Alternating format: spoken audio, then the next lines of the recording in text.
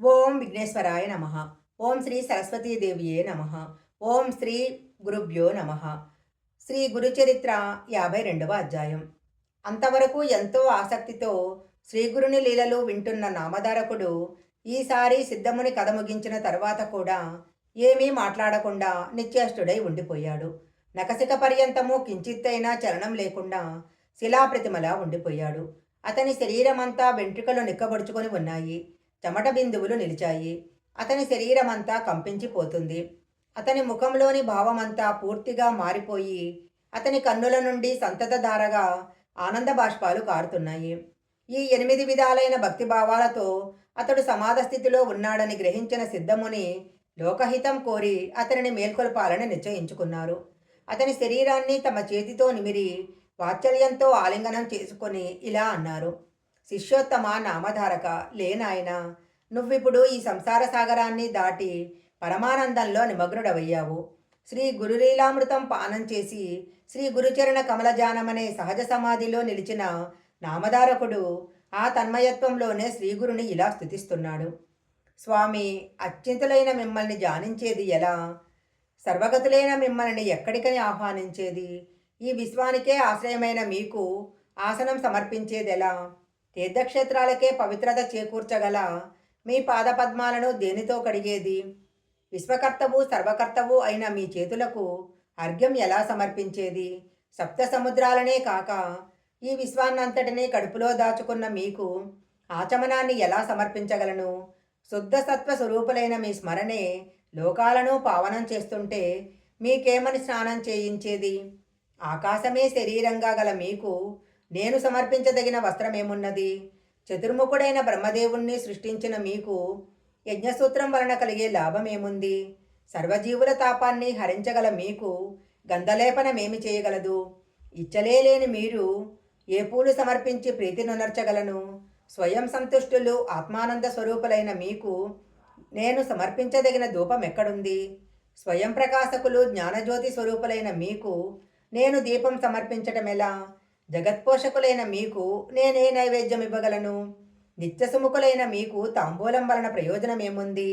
నక్షత్ర గ్రహ గోళాదులే మీకు నిత్యము నీరోజనాలిస్తూ సర్వజీవుల హృదయాలలోనూ మరియు విశ్వమందంతటా ప్రణవోచ్చరణ కొనసాగిస్తూ మీ మహిమను కీర్తిస్తుంటే మీకు నీరాజనం ఎలా ఇవ్వాలో, మిమ్మల్ని ఎలా స్థుతించాలో నాకు తెలియటం లేదు. సర్వగతులైన మీకు ప్రదక్షిణం ఎలా చెయ్యాలి? ఈ నామరూపాత్మకమైన విశ్వమంతా మీ పాదమే అయి ఉండగా నేనెక్కడని నమస్కరించేది? నా లోపల వెలుపల నిండి ఉన్న మీకు ఎక్కడ ఉద్వాసన చెప్పేది అంటున్నాడు. అప్పుడు సిద్ధయోగి ఆనందంతో నవ్వుకొని, నాయనా, నువ్విలా అంతర్ముఖుడవై నిశ్చల సమాధిలో నిలిచిపోతే ఈ జగత్తును ఉద్ధరించేదెలా? ప్రజలందరూ ఉద్ధరించబడాలన్నదే శ్రీ గురుని సంకల్పము. ఆయన చూపిన మార్గంలో పయనిస్తున్న మనకు ఆయన అభీష్టం నెరవేర్చడమే ప్రధాన కర్తవ్యము. నువ్విలా కూర్చుండిపోతే అదెలా సంభవము?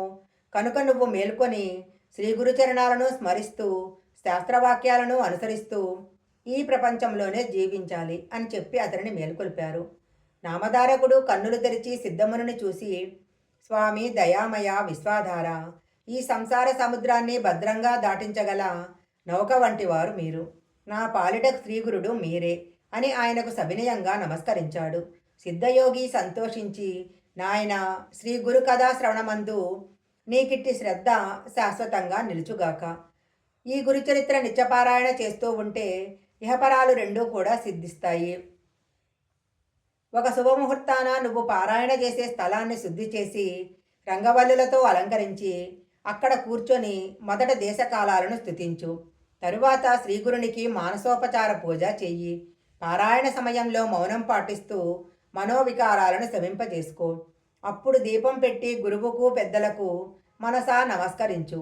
ఉత్తర దిక్కుగానో లేక తూర్పు ముఖంగానో కూర్చొని మొదటి రోజు 9వ అధ్యాయం చివరి వరకు, రెండవ రోజు పారాయణ 10వ అధ్యాయం నుంచి 21వ అధ్యాయం వరకు, మూడవ రోజున 29వ అధ్యాయం, 4వ రోజున 35వ అధ్యాయం చివరి వరకు, 5వ రోజున 38వ అధ్యాయము చివరి వరకు, 6వ రోజున 43వ అధ్యాయం నుంచి చివరి వరకు, చివరి రోజు గ్రంథాంతము వరకు విద్యుక్తంగా నువ్వు గురుచరిత్ర పారాయణ చేయాలి.